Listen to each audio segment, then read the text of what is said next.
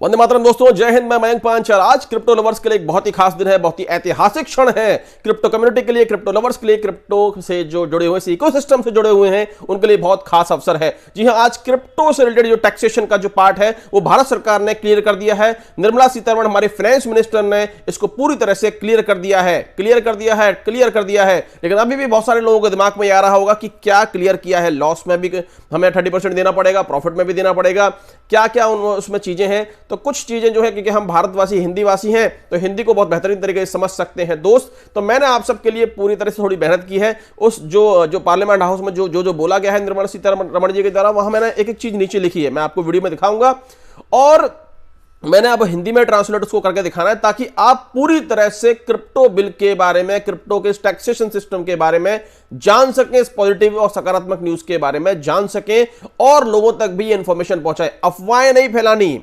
अफवाहें नहीं पहुंचानी। मैं आपको दे रहा हूं, एक एक बात बता रहा हूं, एक एक शब्द को मैं ट्रांसलेट करूंगा, पार्लियामेंट हाउस में आपको लेके जाऊंगा, सब कुछ क्लियर करूंगा ताकि आपके दिमाग में बहुत ही सरल और सहज तरीके से सब कुछ आ जाए। चलिए चलते हैं। लेकिन उससे पहले मैं आपको दिखाना चाहूंगा बाइनेंस के ओनर जो है मिस्टर झांगपांग जोंग, उन्होंने क्या ट्वीट किया है। मैं दिखाना चाहूँ, थोड़ा स्क्रॉल करके दिखाऊंगा। देखिए, लगभग कई घंटे पहले उन्होंने यहां पर अपना सिंपली ट्वीट किया है कि जी हाँ, 6-7 घंटे पहले ट्वीट किया है, crypto is legally recognised in India with 30% tax. यानी कि उन्होंने साफ तौर पे बता दिया है क्रिप्टो की न्यूज कितनी सकारात्मक है। भारत के लिए 30% टैक्स के संग में लीगली रिकॉग्नाइज्ड हो चुका है। इसके अलावा निश्चल सेठी जी जो है वजीरेक्स के जो सीईओ हैं, उनका भी यहां पर आपको हमें दिखा देता हूं। थोड़ा सा हम स्क्रॉल करके नीचे जाएंगे उनके ट्विटर अकाउंट पे। जैसे ट्विटर अकाउंट पर हम जाएंगे कि देखेंगे, जी हाँ, देख सकते हैं आप, 7-8 घंटे पहले उन्होंने बोला है clarity on crypto tax as well, income from transfer of any digital asset to be taxed as 30%। जी हाँ, उन्होंने भी 30% की बात कही है और ये कहा है कि hope to see reduction of crypto ban fear in India just taxed crypto. आपको हम ये होप करेंगे, आशा करेंगे कि जल्दी ही जो क्रिप्टो का जो बैन का जो फियर है लोगों के अंदर, उसमें थोड़ी कमी आएगी। चलिए सब कुछ अनपैक कर लीजिए और इस जो इकोसिस्टम है, क्रिप्टो इकोसिस्टम, उसके लिए एक पॉजिटिव स्टेप जो है वो आगे बढ़ा है। उसके ऊपर एक और उन्होंने ट्वीट किया है कि today's budget has insured a very bright future for Indian crypto system. यानी कि बहुत ब्राइट फ्यूचर के संग में क्रिप्टो इकोसिस्टम के लिए बहुत बेहतरीन बजट में आया है। गवर्नमेंट हैज लेजिटिमाइज्ड इंडस्ट्री, यानी कि क्या क्या चीजें और नोट करने लायक है कि गवर्नमेंट इसको लीगल करने के लिए पूरी तरह सकारात्मक है। No more fear to build, यानी कि इसको कोई फियर नहीं है, कोई डर नहीं है।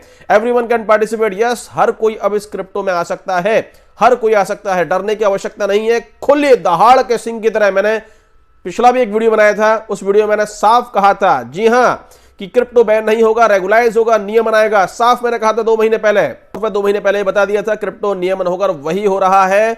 हम सब अब सिंह की गर्जना की तरह दहाड़ेंगे, यस, सिंह की गर्जना की तरह दहाड़ेंगे और क्रिप्टो से रिलेटेड सभी लोगों के लिए मेरी फिर से बहुत बहुत शुभकामनाएं। चलिए ज्यादा वक्त ना लेते हुए सीधे चलते हैं पार्लियामेंट हाउस में। निर्मला सीतारमण जी ने क्या कहा है वहां पर, एक एक शब्द मैं आपको हिंदी में ट्रांसलेट करके बताऊंगा। बहुत मेहनत आपके लिए मैंने की है।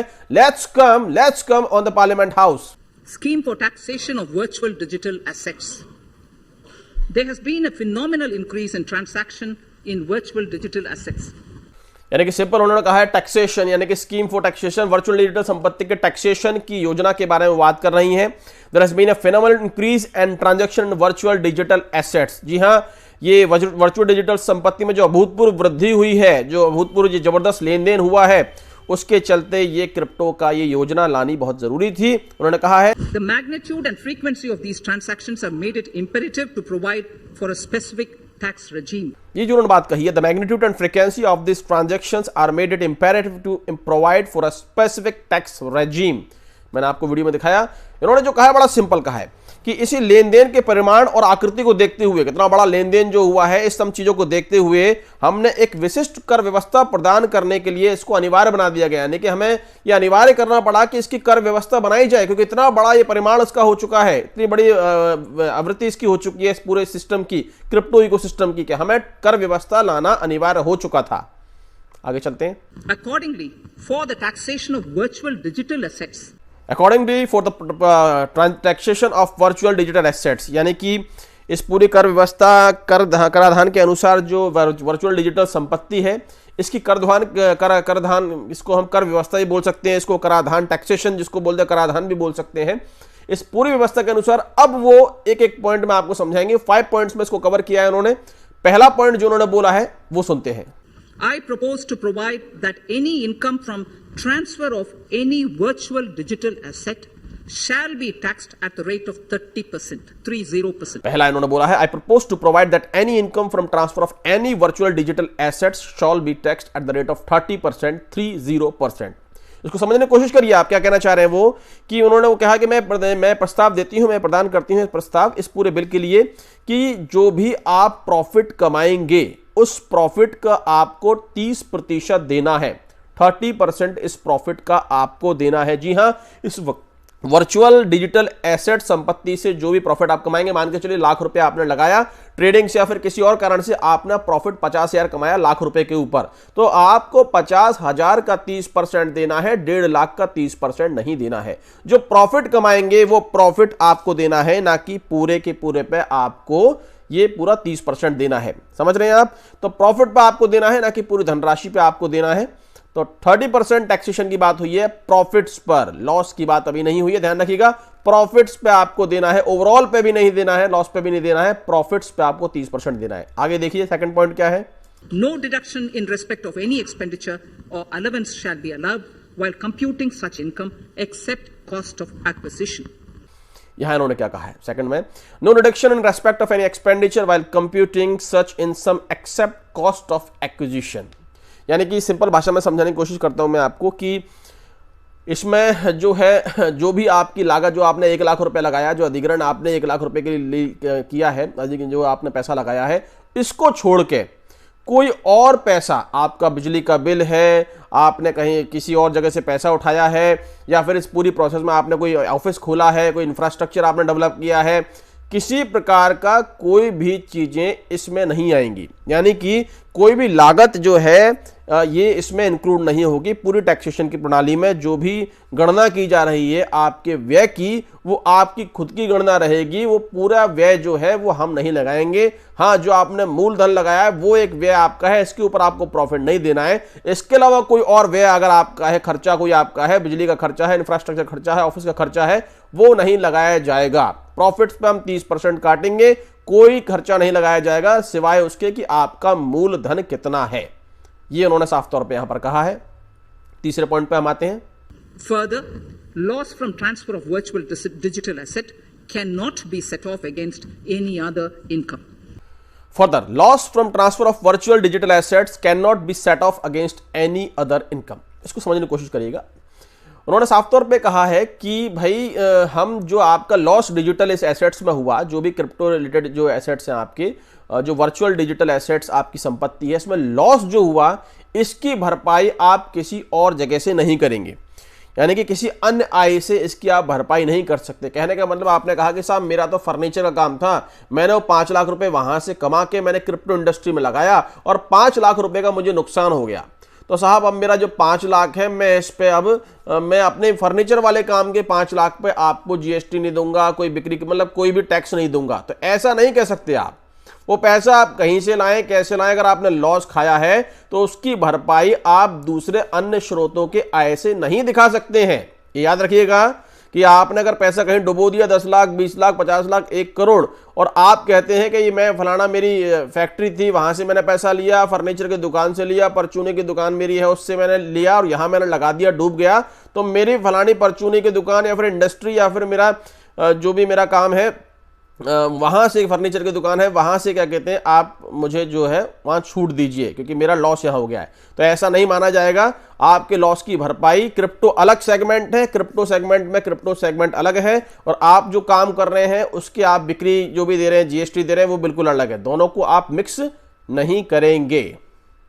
हम नेक्स्ट पॉइंट सुनते हैं। Further, in order to capture the transaction details, I also propose to provide for TDS on payment made in relation to transfer of virtual digital asset at the rate of 1% of such consideration above a monetary threshold. अगला point है, further in order to capture the transaction details, I also propose to provide for TDS on payment made a relation to transfer of virtual digital assets at the rate of 1% of such consideration about a monetary threshold। सीधी भाषा में उन्होंने बोला है कि इस पूरे लेन then के विवरण को प्राप्त करने के लिए जो भी सिस्टम में आप भुगतान करते हैं, ट्रांजैक्शन हो रहा है, उन सब के ऊपर आपको 1% टीडीएस देना होगा। यस, 1% आपको टीडीएस देना होगा।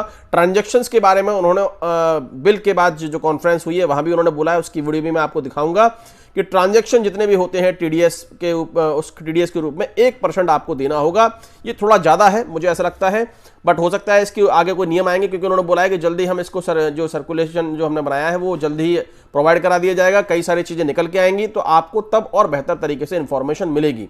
अभी उन्होंने ओवरव्यू दे दिया है कि 1% ट्रांजैक्शन आप किसके ऊपर होगा, पर ट्रांजैक्शन के ऊपर होगा, कि ये भी प्रॉफिट के ऊपर होगा, कि हर बार ट्रांजैक्शन पे, सेल करने पे या फिर बाय करने पे होगा। ये थोड़ा क्लियर आगे जाके होगा जब सामने सारी चीजें आ जाएंगी।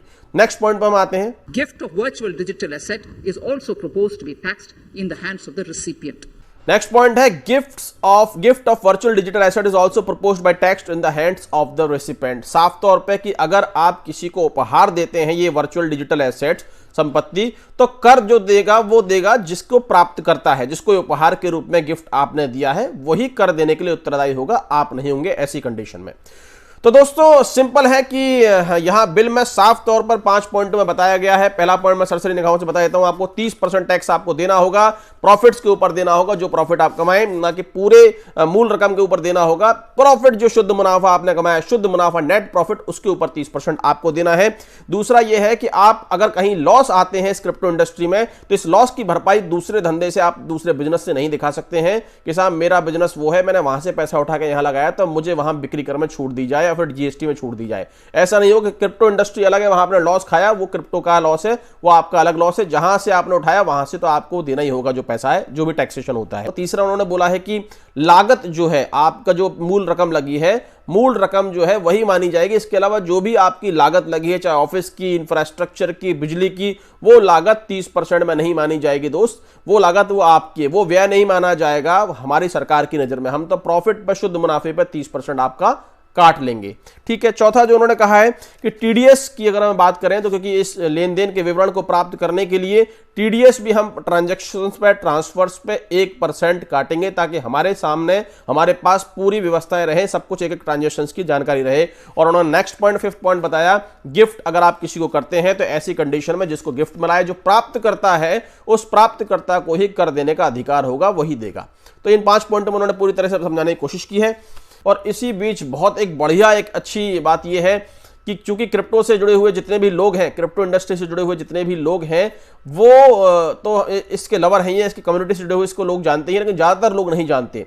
और पार्लियामेंट की बात करूं तो ज़्यादातर मेंबर्स इसके बारे में नहीं जानते, बहुत कम मेंबर्स उसके बारे में जानकारी है, बहुत कम इंफॉर्मेशन उनको है। तो इसी के लिए मैं आपके सामने एक पीडीएफ दिखा रहा हूं।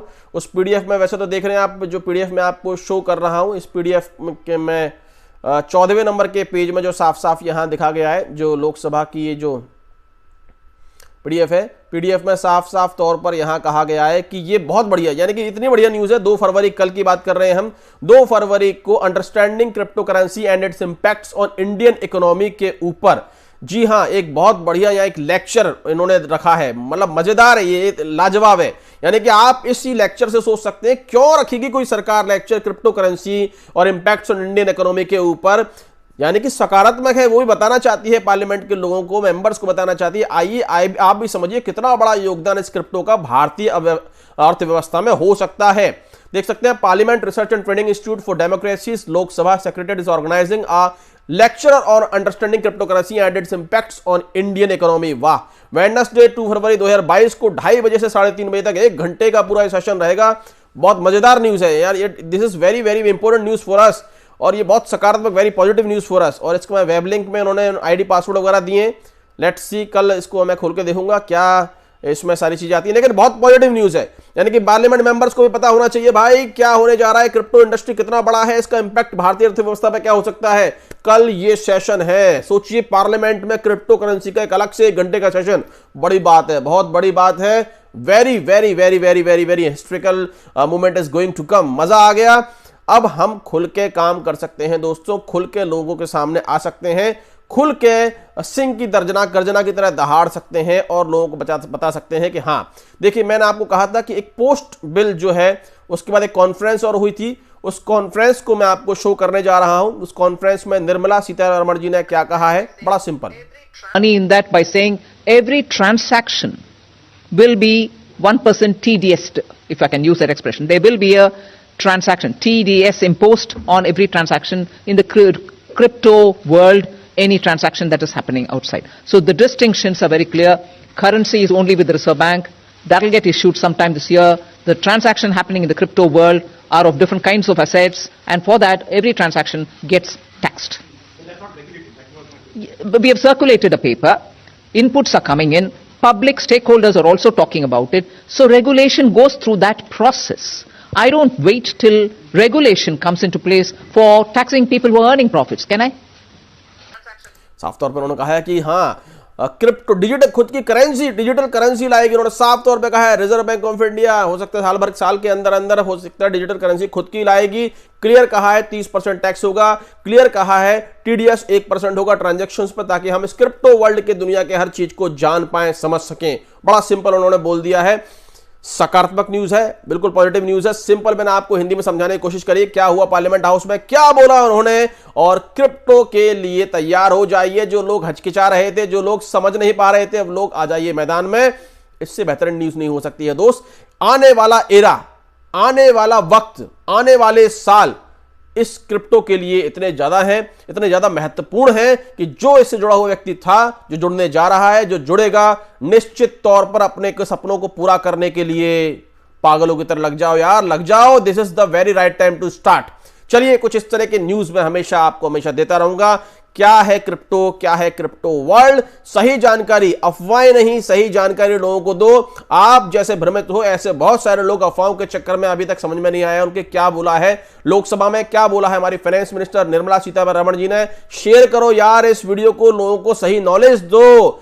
सब्सक्राइब करो इस चैनल को ताकि मेरा भी कॉन्फिडेंस बढ़े, मेरे को लाइक्स करो ताकि मुझे कॉन्फिडेंस बढ़े, तो मैं कुछ अच्छी अच्छी चीजें आप तक पहुंचाऊं। मेरा कॉन्फिडेंस बढ़ना भी जरूरी है भाई, मैं भी एक इंसान हूं।